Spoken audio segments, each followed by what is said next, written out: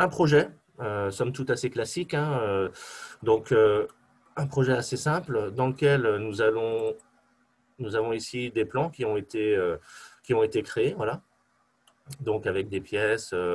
Bon, après, en termes je dirais de graphisme, hein, on peut bien évidemment avoir des cotes, etc., avoir un graphisme différent, mais tout ça, vous le connaissez, c'est Revit, quoi. Donc vous avez la main, vous avez un gabarit de vue qui va vous permettre de contrôler l'apparence de votre plan.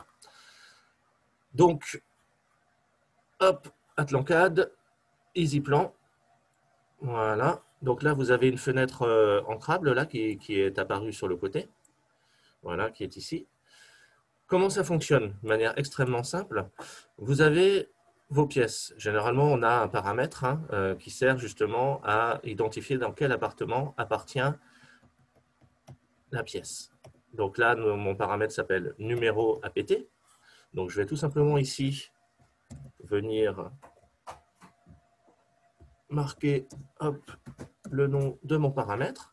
Ensuite, je vais sélectionner le ou les niveaux sur lesquels je veux travailler. Par exemple, imaginons que je veuille travailler sur ces quatre niveaux et je vais lui demander de détecter finalement le nombre d'appartements. Donc, dès lors que je vais faire ça, j'admets du monde en parallèle. Voilà. Donc là, il m'a dit j'ai détecté 18 appartements. Et là, j'ai une petite boîte de dialogue qui m'indique en fait tout simplement ce qu'a fait le plugin. Donc, grosso modo, ce que fait le plugin, c'est qu'il va proposer une découpe qu'on a matérialisée avec des zones remplies. Ces découpes, en fait, pour l'instant, n'ont pas consommé de crédit. Ça vous permet d'avoir un aperçu, finalement, du découpage que ferait le logiciel si vous poursuivez l'exécution du programme. Alors, pourquoi on a fait ça? Tout simplement parce que, en fait, chaque architecte a sa façon de faire les plans de vente. En discutant avec du monde, on a vu, par exemple, que certains architectes enlevaient les gaines. D'autres, au contraire, les intégraient. Alors, j'ai même entendu dire, alors je ne sais pas, après, moi, je ne suis pas un expert là-dedans, hein, mais que certains, en fait, sur les murs mitoyens, en fait, coupaient en deux. Bon, ça, je dirais, c'est des choix, hein, c'est pas critiquable, hein, mais chacun fait comme il veut là-dessus. Et donc, voilà. Donc, vous avez une zone remplie qui a été proposée par le logiciel.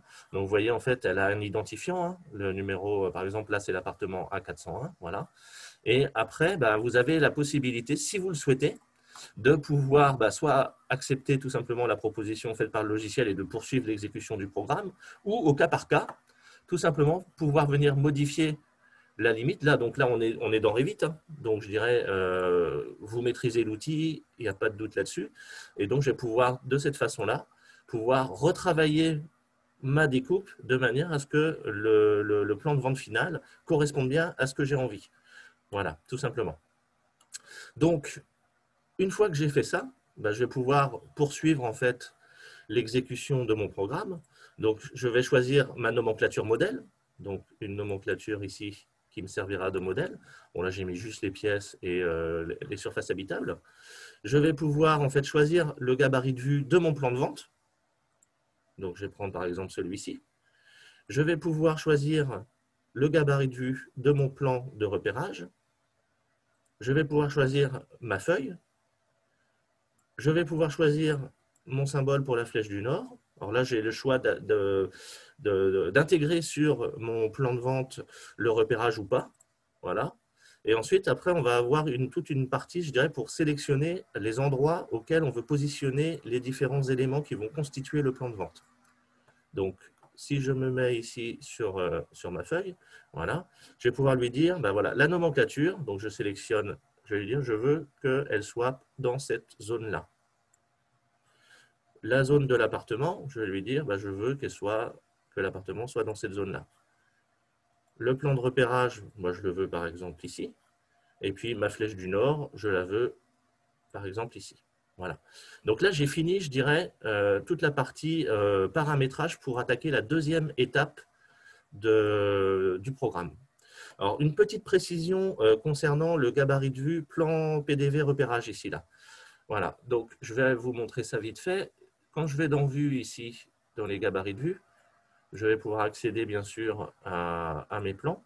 Voilà, vous voyez, ici, il y a un truc important. Choix des couleurs par appartement. et j'ai indiqué le numéro d'appartement. Ce qui vous laisse aussi la main, je dirais, pour pouvoir, sur le plan de repérage, choisir finalement les couleurs que vous souhaitez mettre en place. Alors pourquoi? Parce qu'au départ, on s'était rendu d'un un petit souci, entre guillemets, c'est qu'on utilisait en fait la couleur de la pièce, mais ce n'est pas imprimable. Donc du coup, on a revu un peu notre fusil d'épaule, une petite erreur bête, on va dire. Donc voilà, donc ça c'est important de l'intégrer dans le gabarit, et vous allez pouvoir de cette façon-là, donc vous voyez, avec très peu de réglages, pouvoir générer vos plans. Donc si je me mets sur, bon, par exemple, je vais générer les plans de vente du niveau 4. Donc, je sélectionne, alors je peux en sélectionner évidemment plusieurs, voilà, et je vais tout simplement générer, hop, un petit message qui arrive, voilà, hop, donc je vais sélectionner mon niveau, voilà, et là, donc, le plugin m'indique, attention, maintenant que vous allez lancer la génération des plans, donc ça va consommer des crédits, voilà. Donc, est-ce que vous êtes OK avec le découpage? OK, oui, non, tout simplement. Et donc là, bon, moi je suis OK, on va dire, hein, voilà, je dis oui.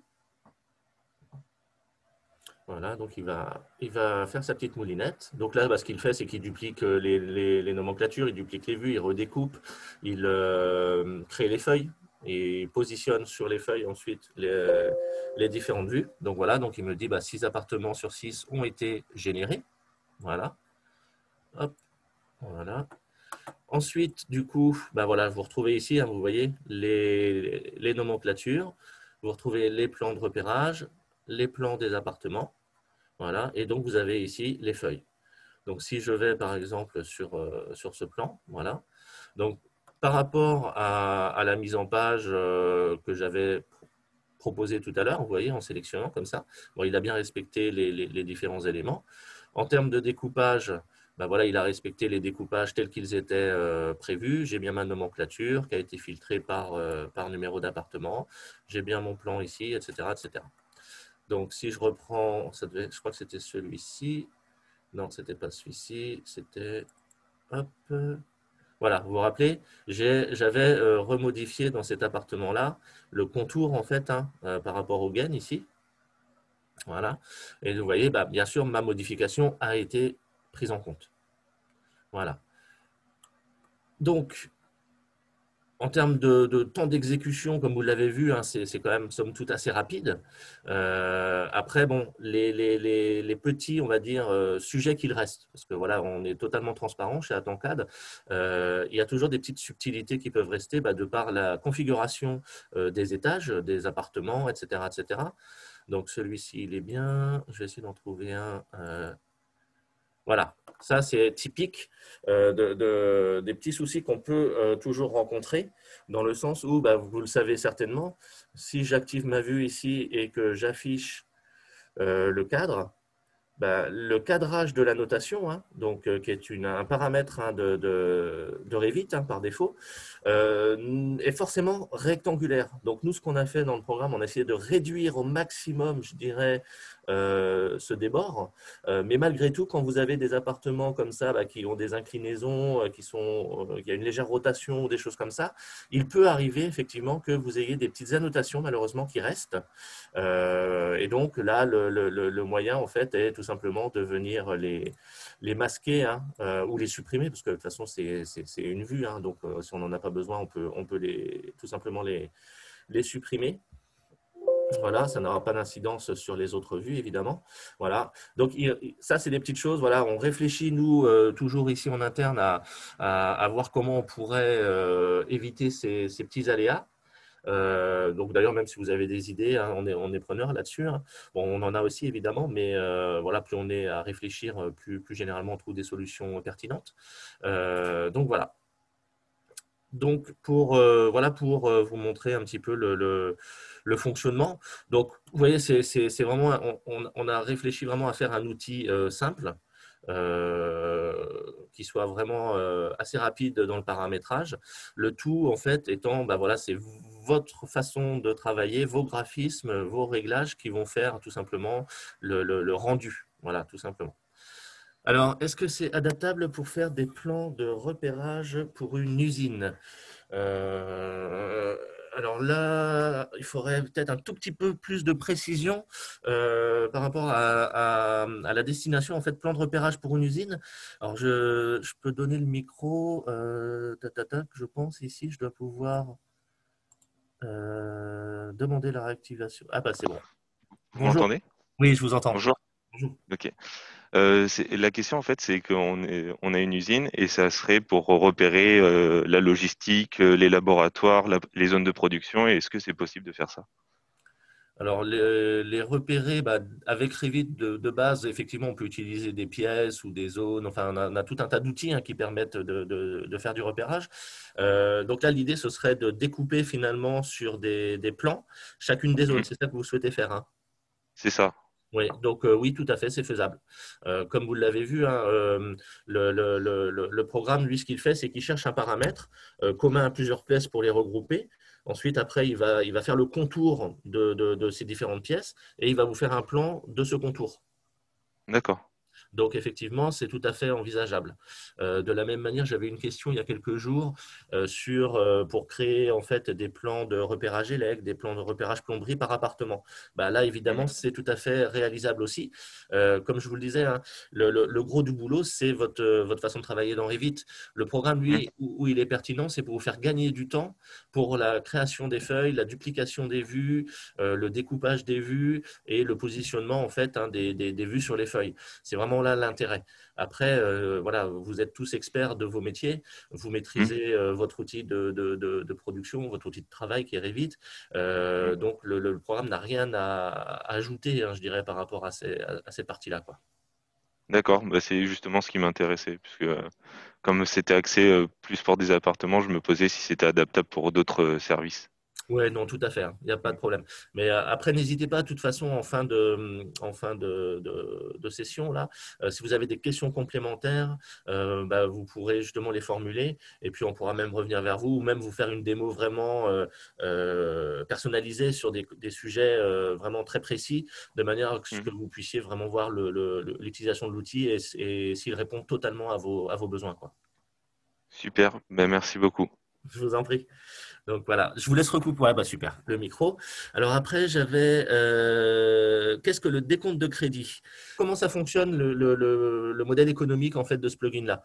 Donc par défaut, en fait, vous pouvez le télécharger, l'installer. Vous avez droit à 5 crédits gratuits. Un crédit égale un plan. D'accord? Donc, du coup, bah, voilà, vous avez 5 appartements à générer. Bah, voilà, 5 crédits gratuitement avec la version d'essai de l'outil.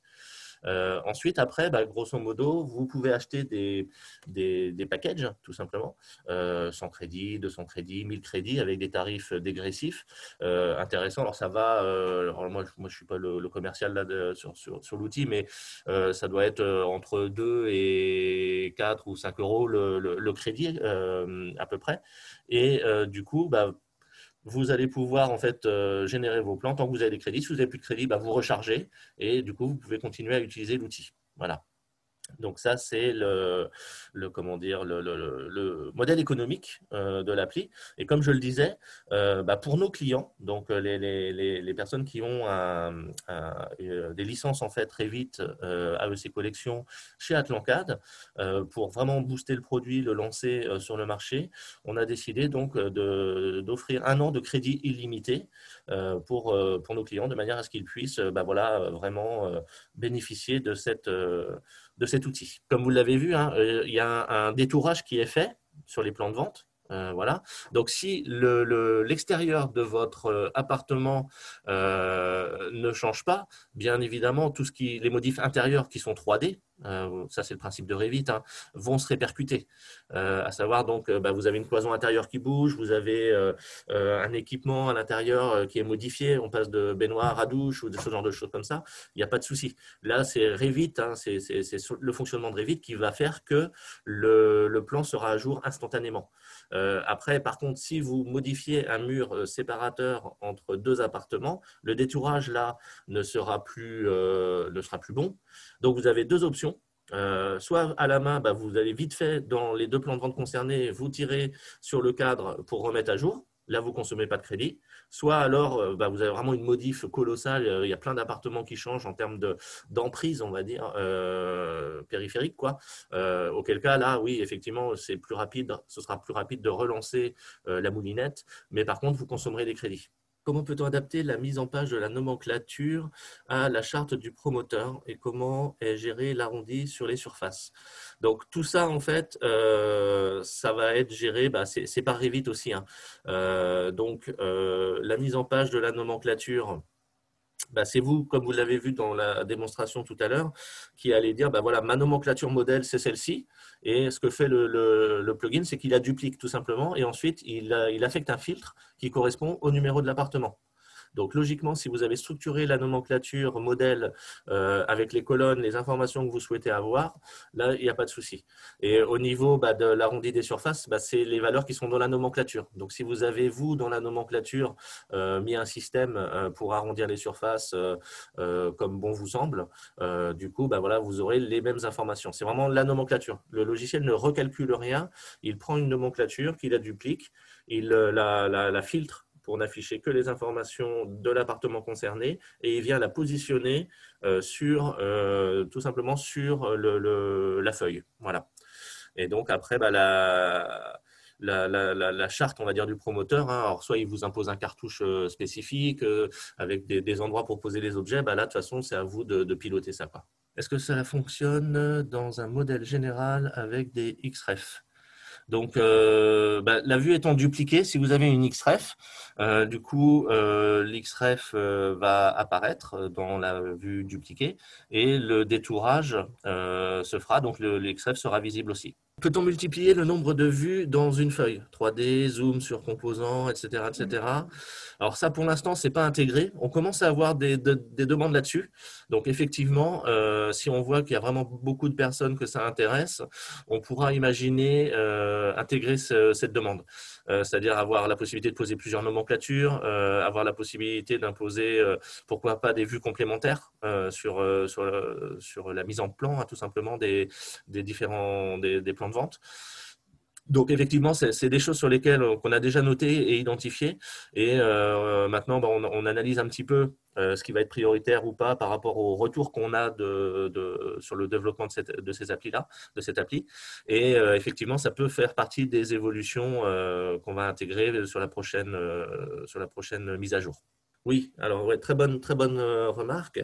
Donc comment ça fonctionne? Vous avez vu tout à l'heure dans la démonstration, j'ai dessiné en fait une zone rectangulaire pour indiquer au plugin, voilà, je veux que ça soit positionné dans ce coin-là. D'accord? Donc qu'est-ce que fait le plugin? Lui, tout simplement, c'est qu'il va prendre le centre de gravité, on va dire, du rectangle que j'ai dessiné. Et ensuite, la vue, il va prendre le centre de gravité de la vue et la positionner sur le centre de gravité de la sélection que j'ai matérialisée. Voilà. Donc, effectivement, il peut arriver que le plan potentiellement de l'appartement, si c'est un très grand appartement, dépasse. Et donc là, ce qu'il vous reste simplement à faire, c'est de modifier l'échelle de l'appartement, de la vue, ou alors de pouvoir éventuellement, pourquoi pas, modifier la feuille. Bon, généralement, je pense que vous préférez avoir un carnet avec des feuilles de même format, mais en tout cas, voilà.